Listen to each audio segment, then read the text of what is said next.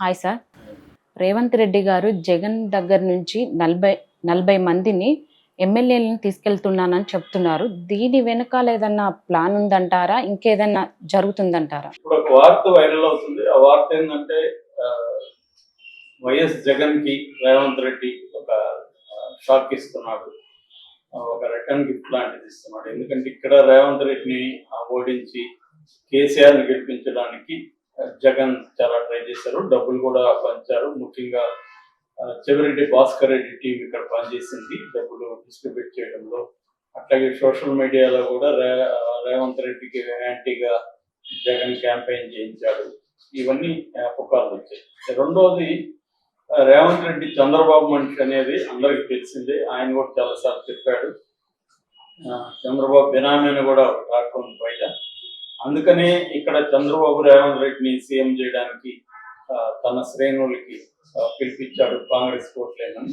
Khammam section అయితే open గానే రేవంత్ రెడ్డికి ఓట్లేనని పిలిపించారు. బట్ హైదరాబాదు, గ్రేటర్ హైదరాబాద్, రంగారెడ్డిలో మాత్రం కాంగ్రెస్ ఊరు వేసినట్టు కనపడలేదు. అంతా కూడా బీఆర్ఎస్ ని పిలిపించారు. బట్ బయట ఖమ్మం, నల్గొండ జిల్లాలు, కొంత నిజామాబాద్, బోధన ఏరియా, ఇటువంటి ఏరియాలంతా కూడా కాంగ్రెస్ ని గెలిపించడానికి తెలుగుదేశం శ్రేణులు కూడా పనిచేశాయని చెప్తున్నారు.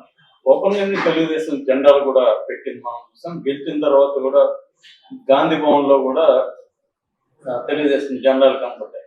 ఆ రకంగా తెలుగుదేశం ఇక్కడ రేవంత్ రెడ్డి గెలుపుకి కారణం కొంతవరకు హెల్ప్ చేసింది. కాబట్టి ఇప్పుడు రేవంత్ రెడ్డి అక్కడ తెలుగుదేశం గెలుపుకి ట్రై చేస్తున్నట్టు తెలుస్తుంది. ఇందులో భాగంగానే వైసీపీ నుంచి అసంతృప్తి ఉన్నవాళ్ళు, అలిగిన వాళ్ళు, వీళ్ళని దాదాపు ఒక 40 మందిని కాంగ్రెస్ లోకి అక్కడ జాయిన్ చేయిస్తా ఉన్నారు. దానివల్ల వైసీపీకి దెబ్బతవుతుంది, పరోక్షంగా తెలుగుదేశానికి వెళ్ళిపోతుంది. సో దానికి తన మనుషుల్ని కొంతమందిని రేవంత్ రెడ్డి ఆంధ్రప్రదేశ్ లో పెట్టాడు. అక్కడ వాళ్ళు ఆల్రెడీ ఎవరెవరైతే ఇప్పుడు సీట్ రాదు, లేకపోతే రీషఫుల్లో వేరే చోటుకి వెళ్ళిపోతారో అలాంటి వాళ్ళు, అలిగిన వాళ్ళు, కొత్తగా టికెట్ ఆశించే వాళ్ళు, ఇలాగ వైసీపీలో రకరకాల అసంతృప్తులు ఉన్నాయి. వాళ్ళతో వీళ్ళు మాట్లాడుతున్నారు. వీళ్ళకి ప్రధానంగా రేవంత్ రెడ్డి ఇస్తున్న ఆఫర్ ఏంటంటే, ఒకటి డబ్బుల పరంగా కొంత ఇస్తానని చెప్పడం. రెండోది ఏంటంటే, ఇక్కడ హైదరాబాద్ లో మీ ఆస్తులు, మీ వ్యాపారాలకు మేము హెల్ప్ చేస్తాం, మీకే ప్రాబ్లం ఉండదు. 5 ఏళ్ళు అయితే ఇక్కడ గవర్నమెంట్ ఉంటుంది, అక్కడ కాంగ్రెస్ గెలిచే పరిస్థితి లేదని మీరు నమ్మినా కూడా మీకు మేము అండగా ఉంటాం తెలంగాణలో. కాబట్టి మీరు కాంగ్రెస్ లో చేరి కాంగ్రెస్ ని బలోపేతం చేయడానికి ట్రై చేయండి, సెంట్రల్ లో కూడా ఇండియా కూటమి వచ్చే ఛాన్స్ ఉంది అనేది వీళ్ళు మాట్లాడుతున్నట్టుగా తెలిసింది. ఏదేమైనా అక్కడ వైసీపీలో రెబల్స్ గా ఉన్న వాళ్ళకి వేరే ఆల్టర్నేటివ్ కూడా లేదు.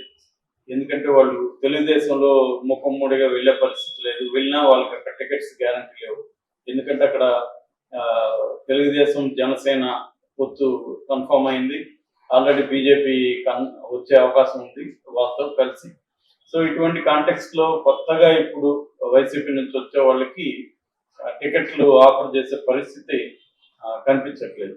అదేమైనా పెద్ద ఎత్తున బలమైన ఉండి వాళ్ళ వెనక ఇండివిజువల్ గా చాలా స్ట్రాంగ్ బలం ఉంటే తప్ప తెలుగుదేశంలో వచ్చిన వాళ్ళకి జాయిన్ అవ్వడం, టికెట్లు ఇచ్చే పరిస్థితి లేదు.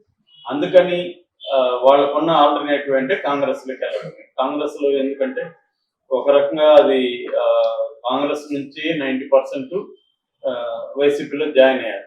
కాబట్టి మళ్ళీ కాంగ్రెస్ లోకి వెళ్ళడం అంటే గర్ర వాపసు లాంటిది, మళ్ళీ సొంత గూటికి చేరుకోవడం లాంటిది. కాబట్టి వాళ్ళకి అక్కడ పెద్ద డిస్కంఫర్ట్ ఉండదు. తెలుగుదేశంలో ఎందుకో, తెలుగుదేశంలో మళ్ళీ వీళ్ళకి పొగబెట్టే వాళ్ళు అక్కడ చాలా మంది ఉంటారు. కొత్తగా వెళ్ళినప్పుడు వీళ్ళు డిమాండ్ చేయలేరు ఎక్కువగా. సో ఇటువంటి ప్రాబ్లమ్స్ ఉంటాయి. కాబట్టి కాంగ్రెస్ లో అయితే అక్కడ ఎవరు లేరు, పోటీకి ఎవరు లేరు. కాబట్టి వీళ్ళు వెళ్ళిన వాళ్ళకి అందరికి కూడా 100% టికెట్లు ఇచ్చే అవకాశం ఉంది. అలాగే రేవంత్ రెడ్డి అక్కడ చొరవ తీసుకుంటున్నట్టు తెలిసింది. కనీసం 1-2 ఎంపీ సీట్లున్న కాంగ్రెస్ కి గెలిపించి ఇవ్వాలనేది రేవంత్ రెడ్డి కంకణం పెట్టుకున్నట్టు తెలిసింది. రెండోది, ఇండైరెక్ట్ గా తెలుగుదేశం హెల్ప్ చేయడానికి కూడా వైసీపీని దెబ్బతీస్తే దాని రిజల్ట్ తెలుగుదేశం జనసేన కూటమి కలిసిపోతుంది. కాబట్టి రేవంత్ రెడ్డి ఈ యాంగిల్లో ట్రై చేస్తున్నట్టుగా ఒక వార్త వచ్చింది. ఇందులో నిజముందా లేదో ఎవరికి తెలియదు. కానీ పాజిబుల్ అయితే ఉంది. ఎందుకంటే కాంగ్రెస్ పార్టీ తెలంగాణలో వచ్చింది. తెలంగాణలో రావడం వెనుక ఆ, కర్ణాటకలో రావడం అనేది పనిచేసింది. ఇప్పుడు దీని ప్రేరణతో అటు ఆంధ్రప్రదేశ్ లో కూడా కాంగ్రెస్ ని మళ్ళీ రివైవ్ చేయడానికి ట్రై చేస్తున్నారు. తులసిరెడ్డి ఒక స్టేట్మెంట్ ఇచ్చాడు, 10 ఏళ్ల అరణ్యవాసం కాంగ్రెస్ ముగిసింది అని ఇచ్చాడు. అంటే అర్థం ఏంటంటే ఇప్పుడు మేము మళ్ళీ రివైవ్ అవుతున్నాం, సో మాకు తగిన శిక్ష జనం వేశారు తెలంగాణ రాష్ట్రాన్ని ఇవ్వడం వల్ల. సోనియా గాంధీ సమైక్యాంధ్రులు అందరూ కూడా వ్యతిరేకించారు, అందువల్ల మాకు శిక్ష అయితే పడింది.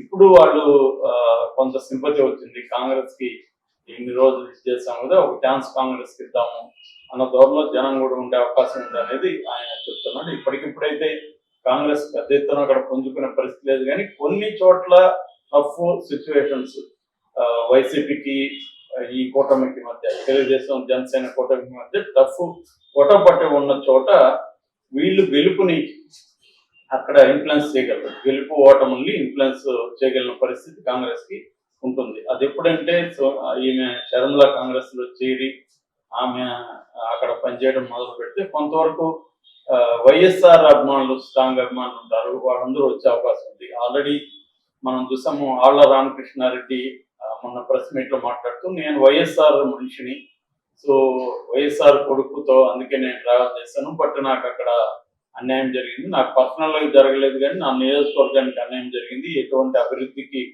ఫండ్స్ ఇవ్వలేదు, 1200 కోట్లు ఇస్తామన్న వాళ్ళు ఫైనల్ గా 125 కోట్లు ఇస్తామన్నారు, అది కూడా ఒక పైసా డబ్బులు రాలేదు, నేను అప్పు చేసి 10 కోట్లు ఖర్చు పెట్టాను, కాబట్టి నేను ఇప్పుడు వైసీపీలో ఉండలేను, ఉంటే జనం లేక నేను వెళ్ళలేను, అందుకని నేను వైఎస్ఆర్ మనిషి కాబట్టి వైఎస్ఆర్ కూతురు షర్మిల ఆమె ఏ నిర్ణయం తీసుకున్నా నేను సపోర్ట్ చేస్తాను, ఆమెతో ట్రావెల్ అవుతానని ఆల్రెడీ ఒక ఎమ్మెల్యే చెప్పాడు.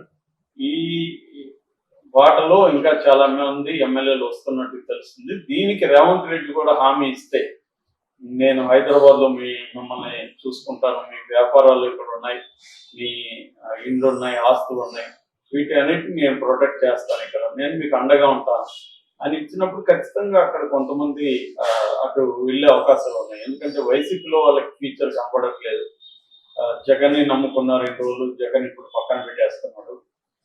సో జగన్ పాయింట్ ఆఫ్ ఏదైనా కూడా వీళ్ళు కన్విన్స్ అవ్వట్లేదు, ఎందుకంటే జగన్ తీసుకున్న నిర్ణయాలు వీళ్ళకి డైజెస్ట్ అవ్వట్లేదు.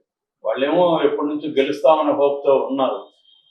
ఇప్పటి వరకు జగన్ ఏంటంటే ఎమ్మెల్యేలకి, ఎంపీలకి ఏ రకమైన పవర్స్ ఇవ్వలేదు, అన్ని కూడా జగన్ వర్సెస్ జనం అన్న పద్ధతిలో నడుస్తుంది వ్యవహారం. ఇప్పుడు సడన్ గా వాళ్ళు పనిచేయలేదంటే అసలు వాళ్ళని వదిలితే కదా పనిచేయడానికి, వాళ్ళకి ఏ రకమైన అధికారం కానీ పవర్ కానీ లేదు. ఆ మధ్య చిన్న ఇక్కడ నుంచి లిక్కర్ వెళ్తున్నప్పుడు పట్టుకుంటారు కదా పోలీసులు, దాన్ని ఒక బాటిల్ని విడిపించుకోవడానికి కూడా ఎమ్మెల్యేలు, ఎంపీలు నానా బాధలు పడాల్సి వస్తుంది. వాళ్ళ మనుషులకి ఏదైనా హెల్ప్ చేయకపోతే వాళ్ళు ఎందుకు రేపు పొద్దున్న ఎలక్షన్ లో వీళ్ళ తరఫున పనిచేస్తారు? సో ఇలాగ జగన్ మాకేమీ అధికారాలు ఇవ్వలేదు, పవర్స్ లేవు, జగన్ ని కలవడానికి అపాయింట్మెంట్ ఇవ్వలేదు, ఇప్పుడేమో మా వల్ల ఓడిపోతుంది కాబట్టి మమ్మల్ని మార్చాలంటున్నారు అన్న కోపం ఉంది. ఓపెన్ గానే మాణిక్యవర్ ప్రసాద్, ఆయన ఎక్స్ మినిస్టర్, ఆయన ప్రజెంట్ ఎమ్మెల్యే, ఆయన ఓపెన్ గానే మొన్న వాపోయాడు, ఎవరైనా నాకు జగన్ అపాయింట్మెంట్ ఇప్పించాను నేను ఓపెన్ గానే అడుగుతున్నాడు. ఆయన నన్ను ఎందుకు నియోజకవర్గ ఇన్ఛార్జి చేశారో, నన్ను ఎందుకు తీసేశారో నాకేం అర్థం కావట్లేదు అని చెప్తున్నాడు ఆయన. అంటే ఇదేంటంటే ఒక రకంగా డార్క్ లో ఉంచుతున్నారు ఎమ్మెల్యేలని, ఎంపీని. సో ఈ కాంటాక్ట్స్ లో చాలా మంది వెళ్ళిపోయే అవకాశం ఉంది. దీనికి రేవంత్ రెడ్డి హెల్ప్ అయ్యే అవకాశం ఉంది, ఎందుకంటే ఖచ్చితంగా ఆయన కాంగ్రెస్ పార్టీని ఇప్పుడు ఓన్ చేసుకున్నాడు. రేపొద్దున తనకి ఇక్కడ కొన్ని అనుభవాలు వచ్చాయి, తనకు కొంత స్ట్రాటజీస్ ఇక్కడ వర్కౌట్ అవుతాయి, అయ్యాయి. ఇదే స్ట్రాటజీస్ ని ఆయన అక్కడ అమలు చేసే అవకాశం ఉంది. రెండోది, అక్కడ ఉన్న అనేక మంది కాంగ్రెస్ లీడర్లు లేదా వైసీపీ లీడర్లకు ఆస్తులు, వ్యాపారాలు తెలంగాణలో ఉంటాయి, వాళ్ళకి భద్రత ఇస్తానన్నప్పుడు ఖచ్చితంగా అటు వెళ్ళే అవకాశం కనిపిస్తుంది.